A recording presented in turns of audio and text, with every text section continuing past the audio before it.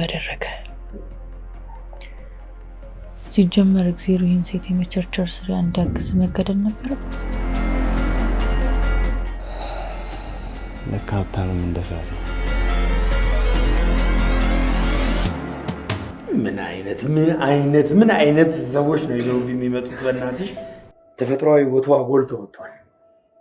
ደግሞ በእልህ እየተንጨረጨረች ስትሳደብ እንዴት እንደምታውቅ። አረ በምታምኑበት፣ አረ በእግዚአብሔር፣ እሺ በሰይጣን አረ በሰይጣን። በቃ ይኸውልሽ ምን ትይዋለሽ መሰለሽ፣ ውቅያኖስ ላይ በአይሮፕላን እየሄዳችሁ ማዕበል ሲመጣባችሁ የሰራችሁት የፍቅር ፊልም እንዴት እንደሚያምር በይው። እኔ ግን ዝም ብዬ ብሄድ አይን ባወጣ ብልግና ህልምና ተስፋቸውን አልጋ ላይ የሞተባቸው እህቶቼ ነገር ያሳስበኛል። ላበቃለት ጉዳይ አልሻለ ደውለው ሴትዮ 911 ደውዬ ለሚፈጠረው ነገር ኃላፊነቱን ትወስጃለሽ።